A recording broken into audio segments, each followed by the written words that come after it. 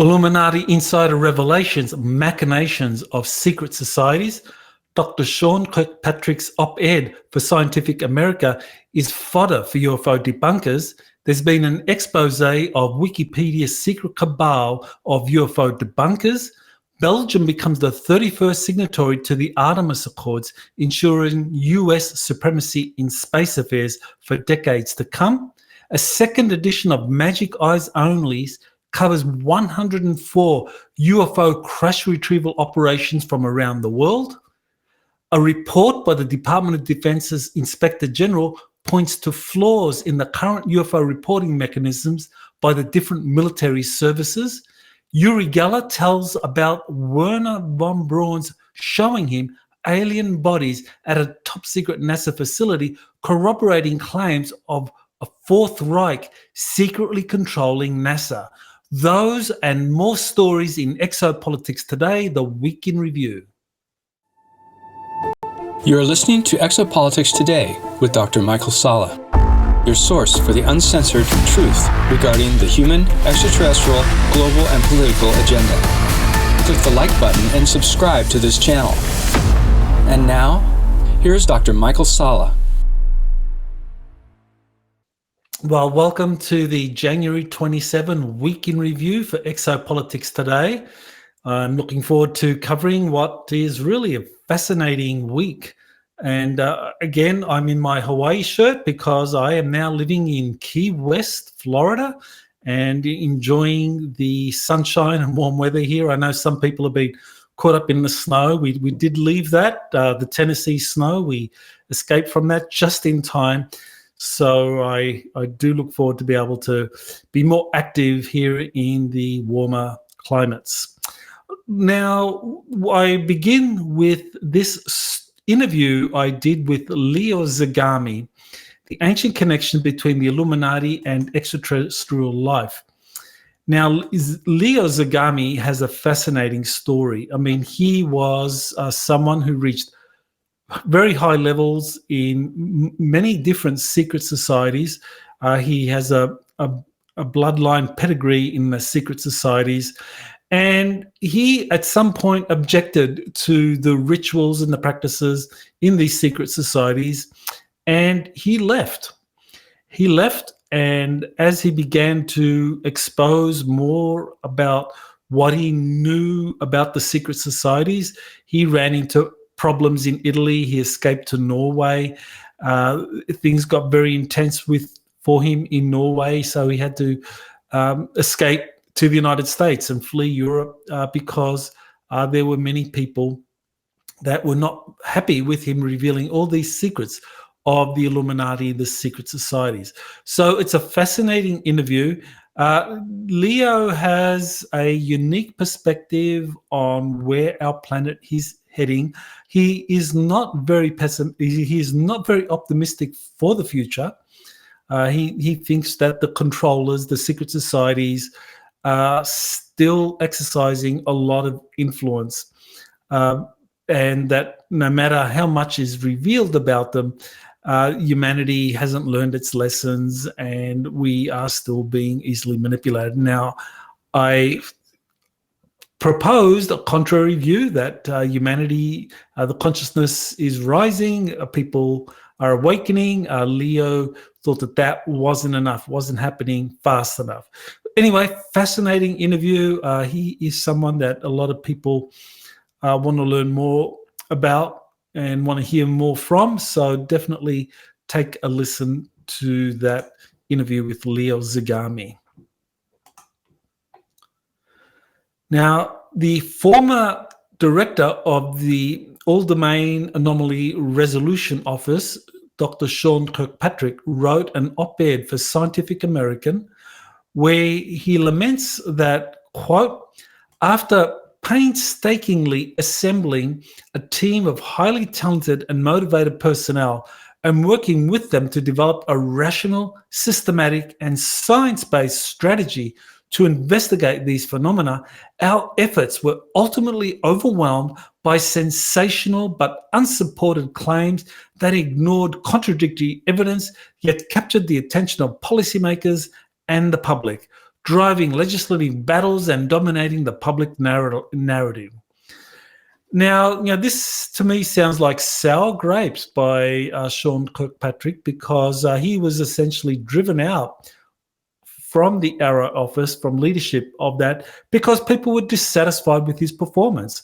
People were saying that whistleblowers were going to him, revealing what they knew, presenting whatever documentary evidence, whatever they had learned, and he was ignoring that. I mean, he was treating whistleblower testimony as kind of anecdotes, as like just stories. And it's like, well, hang on, if you've got people with eyewitness testimony, that's evidence.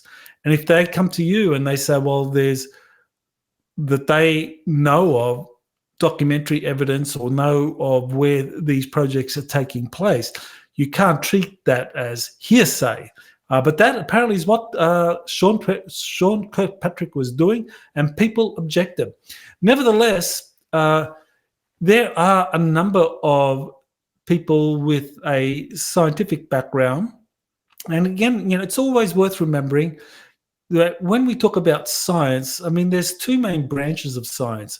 The one branch, the physical sciences, deal with physical evidence, empirical phenomena that can be measured, that can be assessed, evaluated, and supporting one hypothesis or another.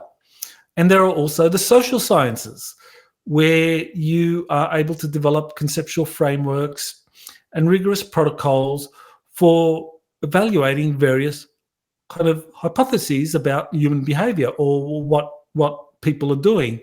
And so you do have these two branches of scientists, and often what happens is that people like Dr. Sean Kirkpatrick and Professor R.V. Loeb, who do come from that physical sciences background, they kind of try and pull a fast one on a lot of people, saying, well, this is a, quote, science-based strategy to tackle the UFO issue and avoid politicizing issues, as though interviewing whistleblowers, evaluating their testimonies, doing any kind of verification of their testimonies is not science, that somehow it's like anecdote, hearsay.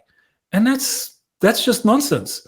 And it is just a kind of bias by these physical scientists that overlook that, you can actually evaluate what people say, what they believe that they have experienced, and that is science. It's part of the social sciences. I mean, I, for example, worked in the Department of Political Science. It wasn't the Department of Political Arts, wasn't the Department of Political Magic. It was political science, because political scientists like myself were trained in various conceptual frameworks and methodologies for evaluating contemporary events around the world that typically involved what people were seeing or experiencing. And so, that is science. So, that is something that always kind of irks me about a lot of these physical science types like Sean Kirkpatrick, R.V. Loeb, advocating a, quote, science-based strategy. Now, there's still two problems with this kind of rigorous approach, or this science-based approach. The first is that this science-based approach towards flying saucers, UFOs, was adopted in the 1950s and got nowhere, as the 1969 Condon report showed. So there were those that proposed that this was the way to do it. Forget about people's claims that they interacted with flying saucer craft or with the occupants of flying saucers. Forget those claims. Forget claims of crashes of UFOs and secret midnight operations to retrieve the craft and the bodies of dead extraterrestrials. Forget all that, because that's all hearsay. Let's focus on the empirical evidence. Whether it's done by, whether you record the data by radar, whether you record it by cameras, videos, or direct pilot sightings. Let's take that data and call that science, and let's say that this is the scientific approach we're going to take to UFOs, and forget about all that other stuff. Well, that didn't get anywhere. That was adopted in the 1950s and got nowhere. And by 1969, the Condon Report put an end to Project Blue Book, which really was essentially proposing this kind of science-based strategy. And the second problem is that the UFO phenomenon has always been a top national security issue once the military intelligence insiders or leaders identified some of the craft as extraterrestrial or cryptoterrestrial. I mean, that's a term that's worth remembering, because extraterrestrial, we're talking about beings coming from other planets, arriving here in advanced spacecraft. But there's also cryptoterrestrial beings that live under the Earth or under the Earth's oceans that also have these advanced spacecraft, that also have flying saucer type vehicles. And so the UFO phenomenon, up until, say, the 1940s, 1950s, was exclusively either extraterrestrial or cryptoterrestrial. Since that time, there's been a lot of retrieval and reverse engineering of some of these craft, and now there's been secret space programs. And so there's been an official cover-up of these extraterrestrial and cryptoterrestrial craft, and this official cover-up began soon after it was realized what the UFOs really were, or what the flying saucers were. I mean, if you go back to the late 1940s and early 1950s, the researchers and the general public referred to flying saucers, and they didn't refer to UFOs. The UFO term was introduced under the official investigations launched by the Air Force. I believe it was Project Grudge that came out and introduced the UFO term for the first time. If it wasn't Project Grudge, definitely it was Project Blue Book. And so they introduced that because it was a form of deception, because it was known what these flying saucers were, that they were these extraterrestrial spacecraft piloted by beings from other worlds or beings from the inner Earth, and they were known, they were identified. These were flying saucers, was the terminology that was used initially. Now, not all of the craft were shaped like flying saucers, so that's a part of the problem with that terminology. But eventually the UFO term was introduced, unidentified flying object, and that was deceptive, because these weren't unidentified to national security leaders. They were unidentified as far as the general public was concerned, because the government and the military were deceptive. They were saying, well, we don't know what they are, so we've got to use appropriate language. So let's kind of call them unidentified flying objects. And more recently, we have the UAP term being introduced. Again, the focus is on unidentified anomalous phenomena. And both of these terms are very deceptive. So nevertheless, it's clear that this science-based strategy that Kirkpatrick was proposing in his op-ed really was just another attempt to perpetuate the cover-up. So as far as I'm concerned, people are too aware of the data to kind of be fooled by this. So, good riddance to Sean Kirkpatrick. Okay, so here's an expose of Wikipedia's secret cabal of UFO debunkers. And it's very interesting. This is a YouTube video you can watch. It's an interview where it is discussed. This is the UFO cover-up of the Wikipedia. It's on the Good Trouble show. And this, I think, does a good job in pointing out the extent of the cover-up and how these Wikipedia editors go in and suppress the information just by editing out any information that's contrary to the narrative that, to the official narrative that these UFOs are not known, that people claiming to have interacted with the occupants of these craft, they're just delusional, and anyone claiming to have been part of or witnessed a secret space program, they are not credible witnesses, and so they can be scrubbed from the Wikipedia page. And that did happen to me. I mean, it happened about 10 years ago. Even though I'm a researcher, I don't claim to have been part of a secret space program or claim to have had contact with extraterrestrial intelligence. I just research claims of people who say they have, and I do my best to vet them and decide whether or not they're telling the truth. And everyone that I support is a person that I think is telling the truth, that I have vetted to the best of my abilities. Now, this claim of Wikipedia having a cabal of debunkers that are well-funded and discredits information and perpetuates a cover-up of extraterrestrial life is something that's supported by a document that was released by Edward Snowden concerning the Five Eyes countries, or the intelligence services of the Five Eyes countries, that is Australia, Canada, Britain, United Kingdom, the USA, and New Zealand. And so the intelligence communities of those five countries includes Britain's GCHQ, Government Communications Headquarters. And this document that was released by Edward Snowden confirmed that there was an online deception program that featured UFOs.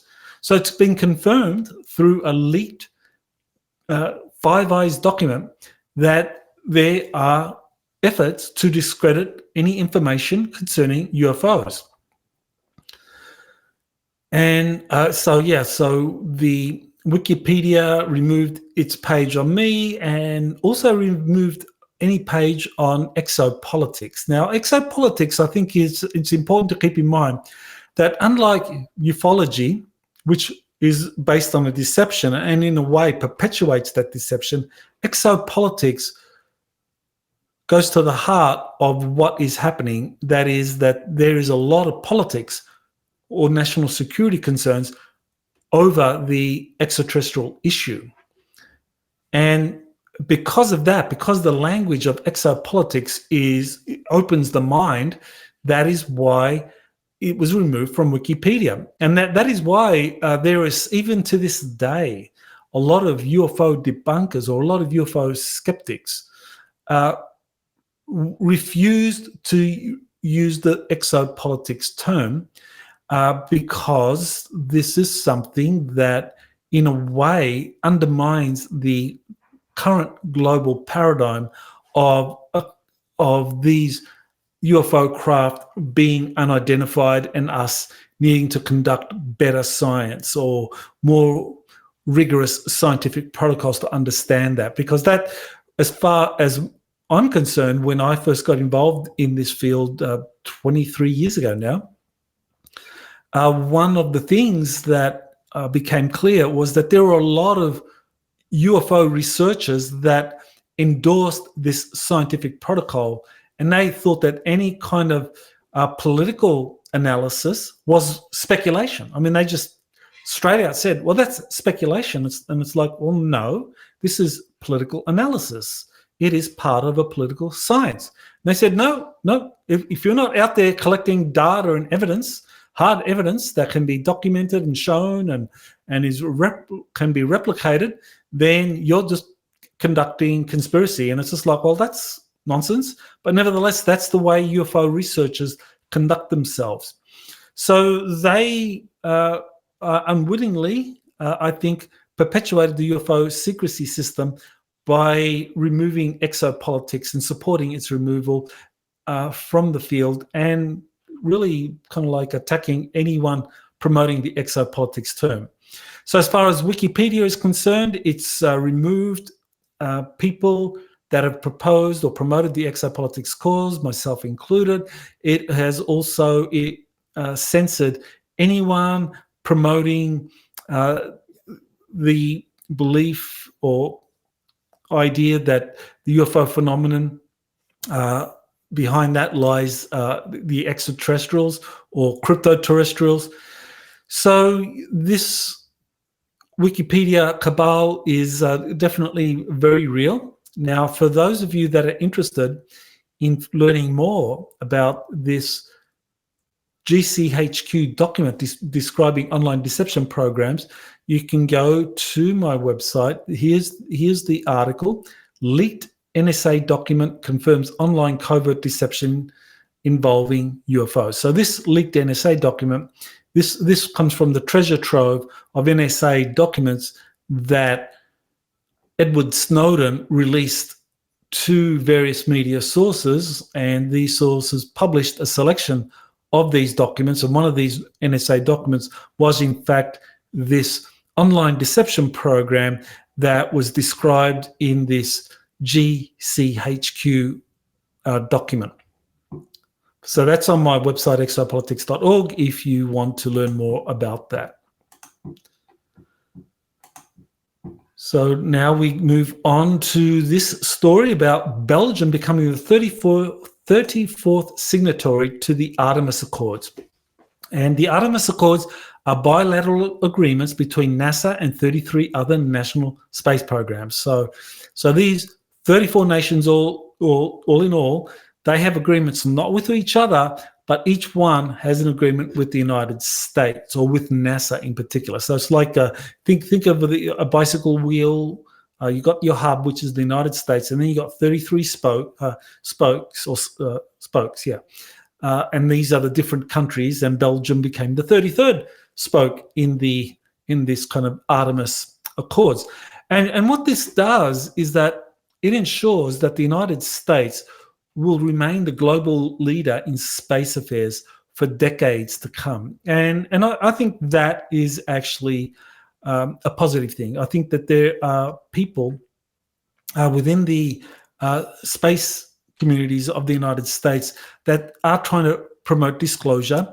Space Force, Space Command, those are the two premier entities at the moment in the United States that are playing a very positive role in revealing the truth about what's going on. And I think they're doing it for their own interests, but those interests coincide with those of us in the general public that want to know the truth. I mean, for as far as Space Force and Space Command is concerned, the sooner the truth is released, the sooner you can have the mass production of a lot of advanced spacecraft that can replace these earthbound aircraft such as the F-22 or F-35. Who'd want to fly an F-22 or an F-35 or a B-2 bomber when you can fly a anti-gravity spacecraft from here to the moon or from here to Mars in like 30 minutes? I mean, who would, if you're a general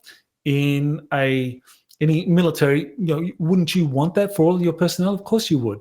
So I think this is a powerful reason why Space Force and Space Command are very eager to promote disclosure, because they want a Star Trek future. They want to replace their F-22s and the F-35s and B-2s with space cruisers and space carriers. I mean, that's normal, very predictable, and we can understand it. And I think transparency is a good thing as well, because that means that we all know what's being built and what it's being used for. Whereas at the moment, there's just too much secrecy concerning secret space programs. I mean, that's exactly what's going on.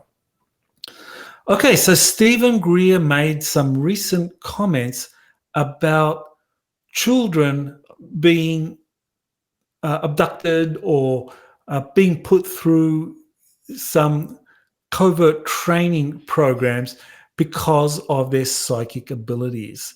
So this is a video that you can watch on the channel of Jean-Charles Moyen. So here is the video. So Jean-Charles Moyen has a channel, so you can subscribe to that and get the latest information from him. I mean, for those that aren't familiar with Jean-Charles, he is a participant in a joint French-US secret space program. And he's also an extraterrestrial contactee or a starseed. So he put this interview, or he put this up because it was prepared by a fellow researcher, Kevin Luengo, I believe, who was a former policeman in Quebec, Canada. He put it up that, and it shows Steven Greer actually talking about these children who are abducted and recruited into these covert programs, and it's done on their basis of their psychic abilities. Now, the thing is, that particular testimony, and it only goes for about 6 minutes. 6 minutes. So Steven Greer is speaking in English, of course, and you got French subtitles, so no problem to listen to the whole thing for English speakers. And what this testimony does is that it corroborates of Jean-Charles Moyen and also Tony Rodrigues, that as children, they were recruited and evaluated based on their psychic abilities. So that's something that is important to acknowledge, that Steven Greer is corroborating what they had to say. So here's a interview I did recently with Ryan Wood, and he and his father are the two principal investigators behind the Majestic documents, which is a series of leaked government documents that give a lot of details about the extraterrestrial phenomenon, in particular extraterrestrial craft crashing, extraterrestrial beings being recovered, and the protocols and systems in place for those. So what Ryan has done is that he updated his book, Magic Eyes Only, which investigated, the first edition investigated 74 cases of UFO crashes around the world through the lens of the Majestic documents, using the Majestic documents as a research tool to better understand and evaluate those crashes. And so the second edition has just come out, and it examines 104 cases from around the world. So that's very significant, because what we have now is because of whistleblowers like David Grush, who has described up to 30 UFO crashes and 40 witnesses to those crashes, or material retrieved from those crashes. In fact, we have like a lot more crashes, and there's a lot of material, or at least a lot of evidence about those crashes and what happened there. So Magic Eyes Only, you can learn more about the covert crash retrieval operations that have been conducted around the world. And also he's done a book on AI, which is kind of fascinating, what he did, uploading a lot of his UFO data accumulated over the decades to an AI chat program. So yeah, I mean, this is part of the future. I mean, personally, I do not work with any AI in terms of uploading my material to the AI programs, but I understand that some researchers don't have those kind of qualms and are quite happy to upload their data and see what the AI can churn out.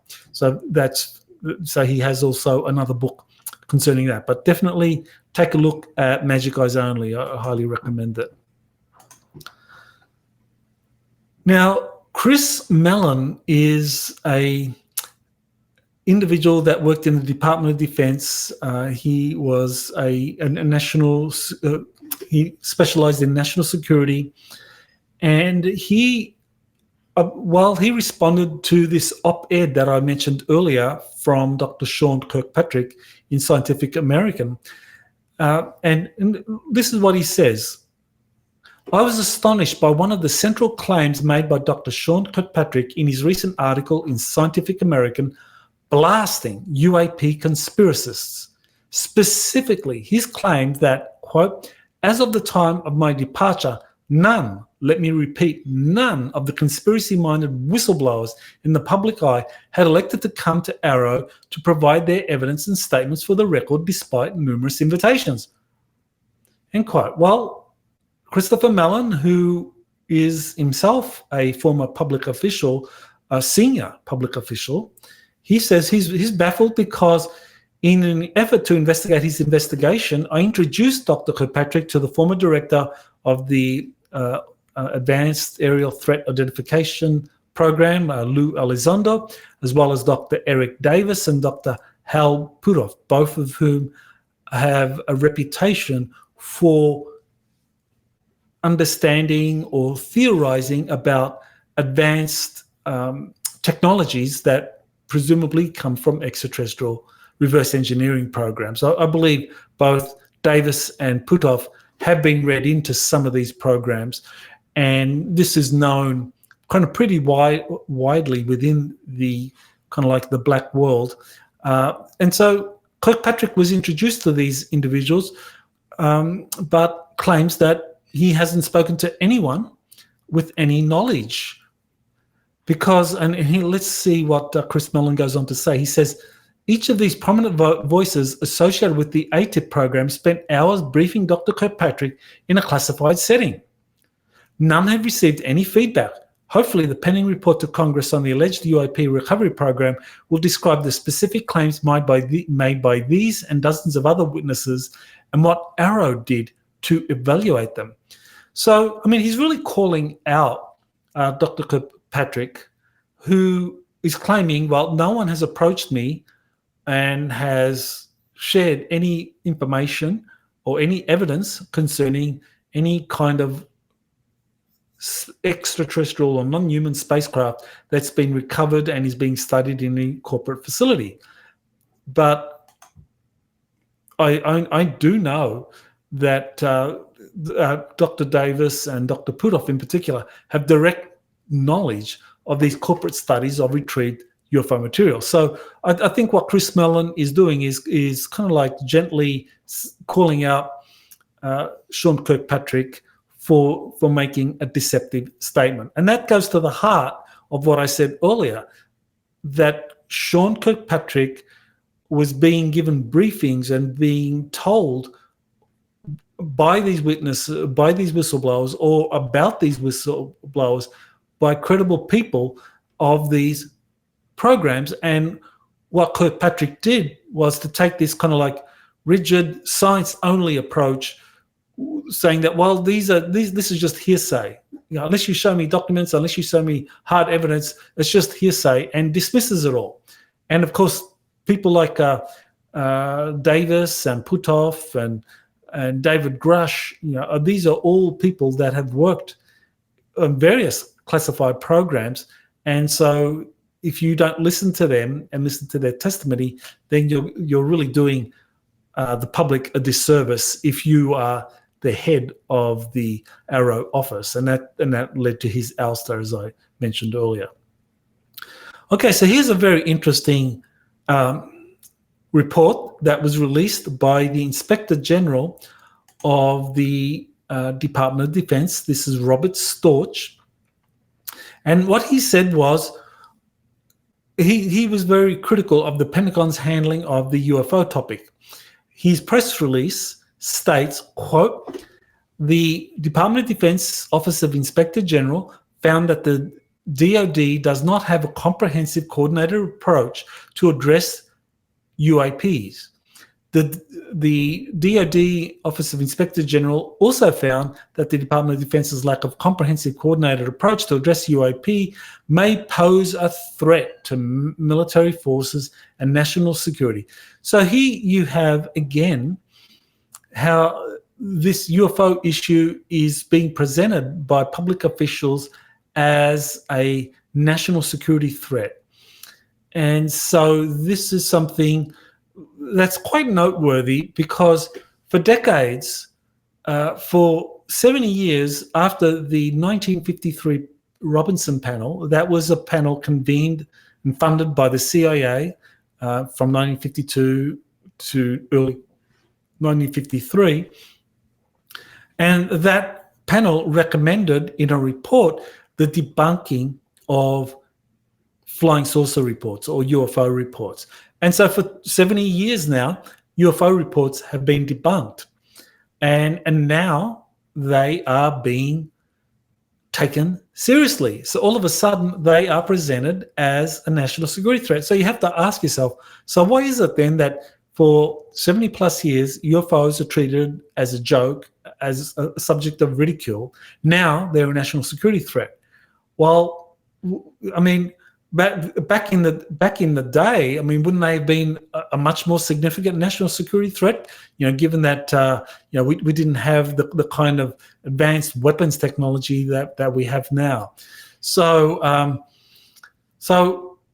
after 70 years, now the UFOs are a national security threat. So will the occupants of the UFOs, will they be told that they're a threat now because of pigeon mail or because of a NORAD missile? So, I mean, that's it really is a joke that all of a sudden it's being spun that these are a national security threat. Nevertheless, that's what is happening.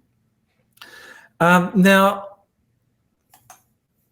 I also posted the link to the full report, and I thought there was something interesting in the full report that I wanted to kind of discuss with you. And that is the full report by the Inspector General. It notes that, quote, the Department of Defense components have largely excluded geographic combatant command in their respective areas of responsibility in developing UAP policies and procedures. So what does that mean? Well, this is a very significant point, that as far as the Pentagon is concerned, you have the administrative aspects of the Pentagon, which is the Joint Chiefs of Staff and the heads of the different military departments, the Air Force, the Navy, Space Force, the Marine Corps, and the Army, that you have the heads of these, the chiefs of those different military services meeting in the Joint Chiefs of Staff.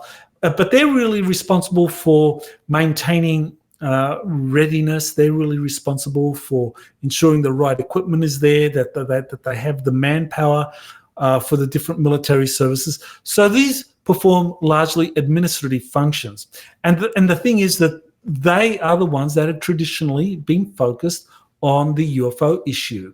And they've been doing it in a way that's been uncoordinated, as the Inspector General is reporting. And he says that they have excluded geographic combatant command. Well, what that means is that, so on the one hand, you have the administrative side of the Pentagon, but on the other hand, you have the combatant commands, which are, currently there are 11 combatant commands. These are organized geographically and functionally. So you have you have geographic commands that are organized in terms of, say you have a Northern Command that looks after North America, Southern Command looks after the Southern America, then and Central America.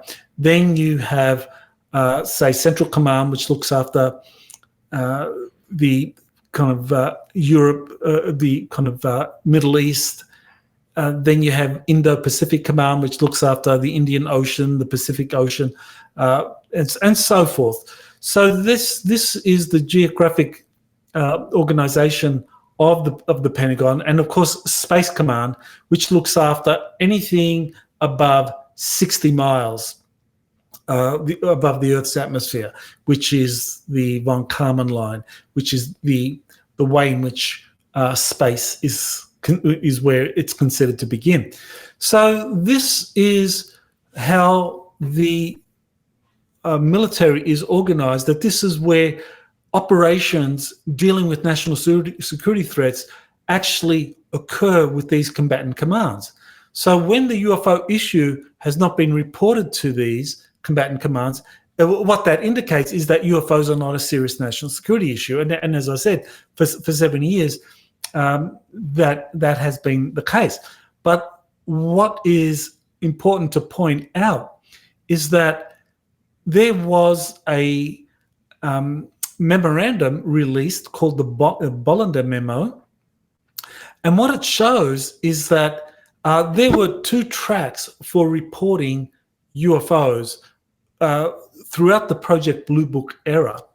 And those 2 tracks were, if a UFO was not deemed to be a national security threat, then it would go to the Project Blue Book, and they would go through their process of like using the rigorous scientific protocol to prove that this was just a weather balloon or a misidentification of Venus. I mean, that was essentially what was happening.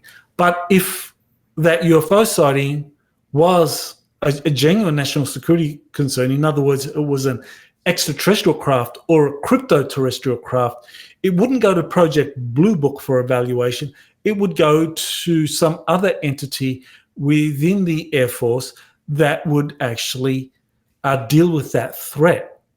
And that was the combatant commands at the time. So what this Bollinger Memo tells us is that there were separate reporting mechanisms secretly in place whereby trivial UFO cases went to Blue Book, while UFO cases with national security implications went to command level authorities, that is the combatant commands. So that was happening in the 1950s, in the 1960s, during the Project Blue Book era, and it is happening now. So here's the information on the Bollinger Memo. It shows you that this was actually an official document that was released through the Freedom of Information Act, confirming that there were these two, there was this twin track of reporting UFOs based on their national security implications. And so that existed during the Project Blue Book era, and I think it's fair to say we can be certain that it continues today. So in short, the Inspector General's report is really only focusing on those trivial UFO cases that don't have national security implications that are generally reported, because these traditionally have not gone to the combatant commands. Only the more serious cases are going there. But now what we're witnessing with this new kind of era is that you're having the military, you're having the Navy, you're having the Air Force and the Space Force releasing some of these files which traditionally were reported to them and kept apart from the kind of like more mundane reports. And now the Navy and the Air Force are releasing these. So this is what is being reported now and getting out into the public arena. And some of these craft presumably are extraterrestrial or crypto-terrestrial in origin, or at least this is where the current spin is going or heading. So you can just go to my Twitter feed to get to the links to those. Now we turn to this tweet about Uri Geller. He tweeted that Werner von Braun showed him alien bodies at a NASA facility, presumably the Marshall Space Flight Center, which is where von Braun was based. I mean, he was the director of the Marshall Space Flight Center. It's very telling. Now, why would Werner von Braun tell Uri Geller, who achieved worldwide celebrity in the early 1970s because of his advanced psychic abilities? Now, as I've already mentioned, there has been great interest in individuals with psychic abilities by those running secret space programs. That has been going on for decades, and I mentioned Steven Greer talking about that, acknowledging that. So it's no surprise to me that in the early 1970s, Uri Geller was consulted because as a psychic, they wanted to use him. And it's quite clear that Uri Geller has been working with the Mossad since the very beginning, when his psychic abilities became well known. And so it's not a great surprise that the US intelligence community wanted to have him used as a consultant, or have him kind of share some of his information of what he knew about extraterrestrials. And he knew some important information about extraterrestrials. At the time, he was working with Andrea Puharich, and he was very familiar with the Council of Nine and 24 extraterrestrial civilizations that were saying that they were going to be coming back and they were going to disclose their existence to the world. Uri Geller was involved in all of that. So it's no great surprise that the secret space programs were interested in Geller and wanted to get his take on things. And so they got Werner von Braun to show him things. I mean, it's you scratch my back, I scratch yours. I showed you these alien bodies at a secure facility. You tell me what you know about these 24 extraterrestrial civilizations coming back into our solar system and wanting to disclose their existence to the world. So kind of like, I think that quid pro quo was happening, and that's often what happens with contactees. So. And this incident that Uri Geller describes is very telling. What it reveals is that Werner von Braun was read into extraterrestrial-related special access programs. So, there's some people that believe that Werner von Braun, he was a rocket scientist and he didn't know anything about the flying saucer programs that were being developed in Nazi Germany. Well, what this tells us is that, yes, he was very familiar with that. Importantly, it also showed that Werner von Braun had sufficient authority to show people like Geller around. Now, why would a former Nazi who was placed in this senior position within NASA, heading the Marshall Space Flight Center, which was actually running the Apollo program, why would he be allowed to do this? And I think the reason why is because agreements have been made between the US government and this Fourth Reich, this mysterious Fourth Reich that had escaped Nazi Germany before the end of the Second World War, relocated to South America and to the Antarctica, where they built an advanced secret space program. And they achieved remarkable success, and agreements were reached. So I believe that based on all of the data that I was able to put together in 2 books, and those books are Antarctica's Hidden History, 2018, and also Space Force, Our Star Trek Future, that came out in 2021, that secret agreements were reached between the US government and NASA with this Fourth Reich, or the Dark Fleet, this German Dark Fleet, operating out of Antarctica, and that the Apollo program, while it got an American to the moon, it got Germans to Mars and beyond. In other words, the Apollo program was really run as a cover for vast amounts of equipment, funding, and manpower to be given to this German deep dark fleet program operating out of Antarctica, so that they could colonize Mars and colonize planets outside of our solar system. And in exchange, the US military would get a lot of the know-how, a lot of the kind of scientific information they needed for reverse engineering captured extraterrestrial spacecraft that they had in their possession.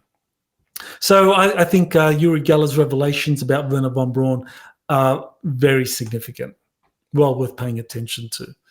So here's something from a rare interview was released by Richard Boylan, Dr. Richard Boylan. He did a lot of research on this mysterious researcher, or this mysterious whistleblower, Dr. Michael Wolff, who I think it was in around the mid-1990s, in 1996, that went public. And he began to give interviews to different researchers. I believe Richard Boylan did an extensive number of telephone interviews with Michael Wolff. But Paola Harris actually did physical interviews where she actually traveled to Connecticut to interview him. And what she found a lot of documents there and had experiences there that proved to her beyond the shadow of a doubt that Michael Wolff was genuine. He was a genuine, bona fide whistleblower who knew about secret space programs going back to the 1970s, that he was one of the principal scientists involved in this.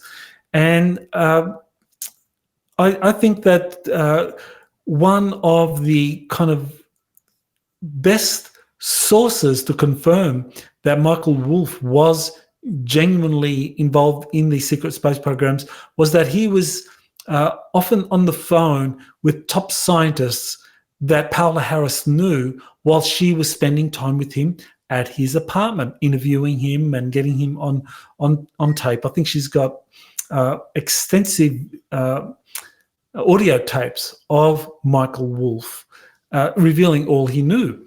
And she heard people like Dr. Hal Puthoff that she knows very well personally, and he was on a first name basis with Michael Wolff. So there have been armchair critics like Stanton Friedman was probably the best known armchair critic of Michael Wolff, because Stanton Friedman never actually physically went to interview Michael Wolff, nor did he ever go to interview physically David Adair, nor did he go to physically interview Bob Lazar. So I think what you have here is that often you have these armchair ufologists that do this debunking from a distance, and what they do is a variation of the same mantra, which is, show me the evidence. What? You don't have any evidence to show me? Well, then you're a fraud. Now, there's a lot of problems with that. First of all, if you're a genuine whistleblower, why should you threaten, put yourself under threat, put your family under threat by showing someone you don't know who's a critic evidence that can get you into a lot of trouble? Why would you show that? And secondly, why would you show people, or why would you work with a person that's going to debunk you because you're not willing to share them whatever evidence you have, or open the door to sensitive information that can get you into trouble? So to me, that was always the problem with a lot of these armchair critics that just use the same mantra. I mean, anyone can do it. You don't have to be. You can just be, and people are. You can be a senior out of high school and just say, just do a variation. Go to any whistleblower and say, show me the evidence that you really saw this. And if that whistleblower doesn't have the evidence, well, you're a fraud. You're making it up. You're delusional.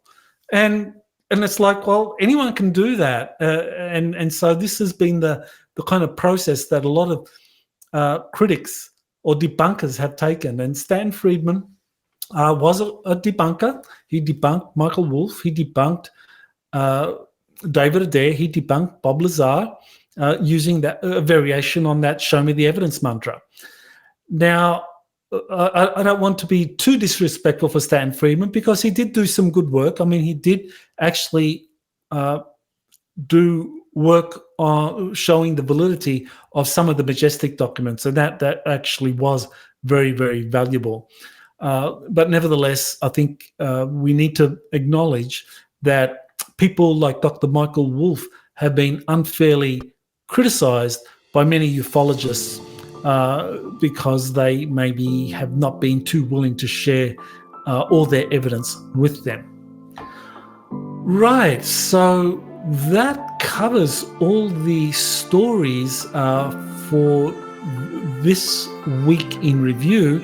I did want to announce that firstly, my next webinar is going to be on next week. It's going to be titled What's Coming in 2023? Catastrophic Disclosure. So I'm going to be covering all of the data that points to 2024 being a bumper year for UFO disclosure. So 2024, what's coming? I think we're going to have incredible revelations, and I think we're going to head towards catastrophic disclosure because the Controlled Disclosure Initiative failed. So I will explain more of that and give you a lot of data to digest in the webinar. It's 1 week away. And also I want to announce the trailer for the webinar will be released in tandem with this week in review. So you can watch the trailer for the webinar. It runs for 3 minutes. It was made by my videographer and webmaster, Jazz Mellon, who did another great job with that. So you can watch the trailer by just going to my YouTube channel or going to exopolitics.org. So that's it for this week. Don't forget to like, share this video to others to overcome the YouTube algorithm. So thank you and aloha. You have been listening to Exopolitics today with Dr. Michael Salla. Please remember to like, share, and subscribe to this channel.